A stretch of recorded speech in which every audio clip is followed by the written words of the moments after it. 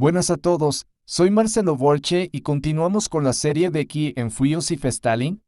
En el video anterior comencé a desarrollar el tema de cómo Stalin enfrentó la guerra contra el cerco capitalista y la agresión fascista.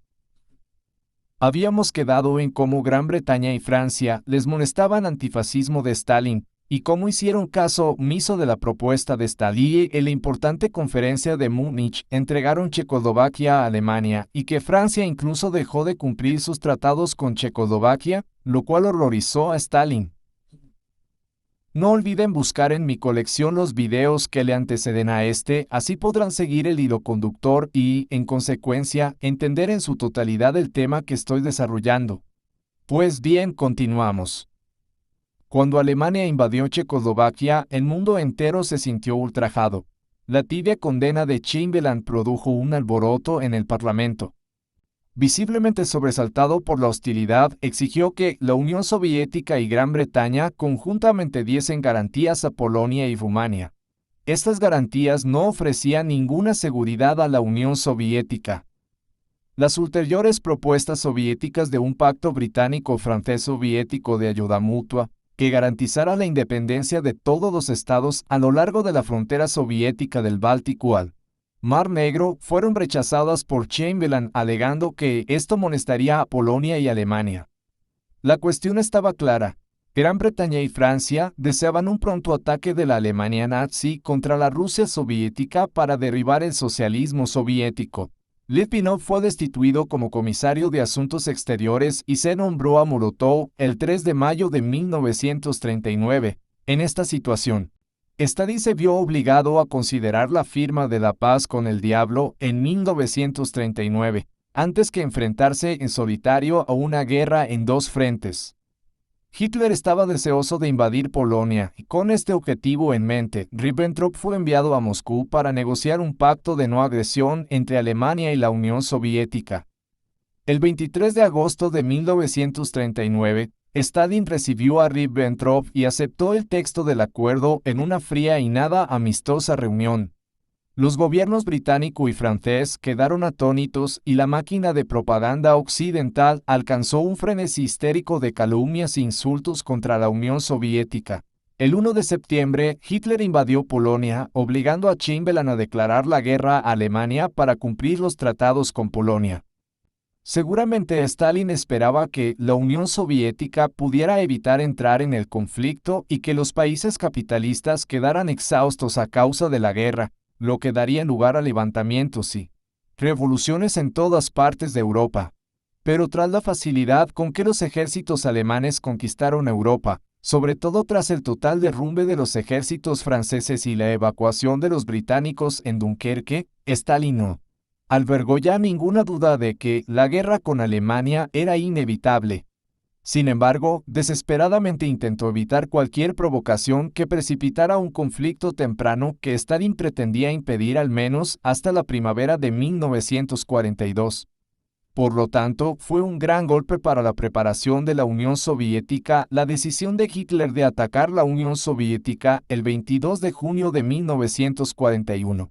La ventaja suprema de los agresores era el ataque sorpresa. Pero el Tratado de No Agresión había dado a Stalin y a la Unión Soviética un tiempo valiosísimo para asegurar sus fronteras.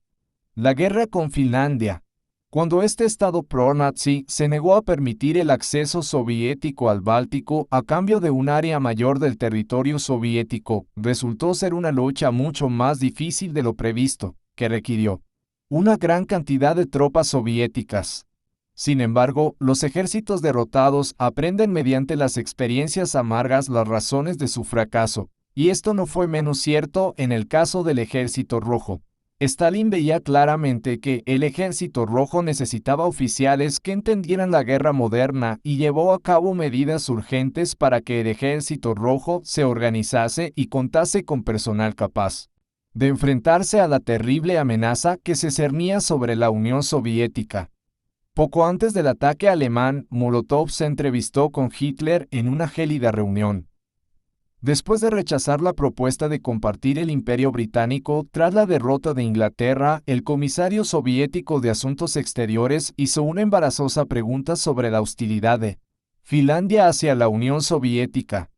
Hitler se enfureció por la firme postura de Molotov. La cuenta atrás de la invasión nazi había comenzado. 3 millones de efectivos alemanes, con miles de tanques apoyados por el más moderno armamento, atacaron a lo largo de una frontera enorme en lo que fue la mayor batalla terrestre de la historia. En pocas semanas, los alemanes habían penetrado profundamente en territorio soviético y se dirigían hacia Moscú. El Ejército Rojo luchó heroicamente, sufriendo pérdidas enormes.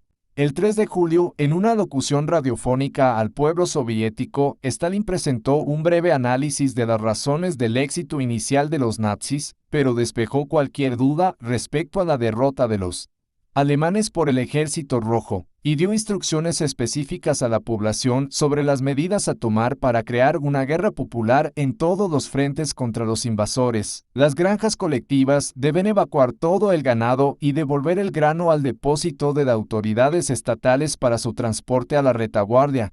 Todo lo que sea de valor y no pueda ser retirado, incluyendo los metales no ferruginosos, el grano y el combustible, debe destruirse sin falta. En las áreas ocupadas por el enemigo deben formarse unidades guerrilleras, montadas y a pie, deben organizarse grupos de resistencia para combatir a las tropas enemigas.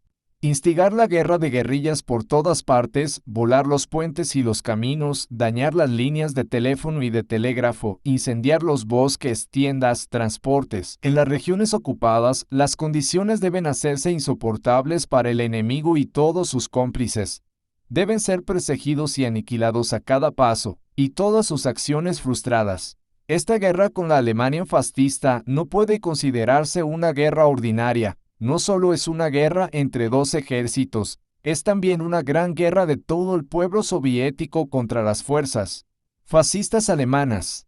El objetivo de esta guerra nacional en defensa de nuestro país contra los opresores fascistas es no solo la eliminación del peligro que se cierne sobre nuestro país, sino también ayudar a todos los pueblos europeos que sufren bajo el yugo del fascismo alemán. Los alemanes llegaron a 15 kilómetros de Moscú antes de que la marea retrocediera y los ejércitos nazis fueran barridos en batallas tan trascendentales como Stalingrado y Kursk. En todas partes Stalin tenía el pleno control, recabando informes regulares de los oficiales del Ejército Rojo.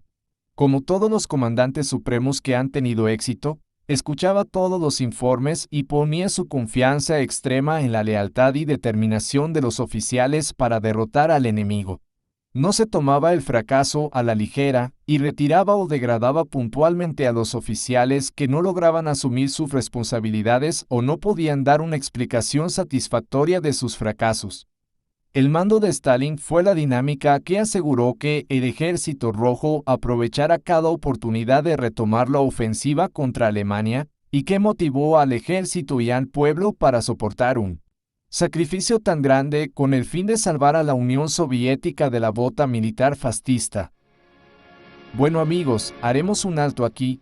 En la próxima entrega continuaré con esta parte medular en la historia de la humanidad. Gracias a todos por su atención y nos vemos pronto.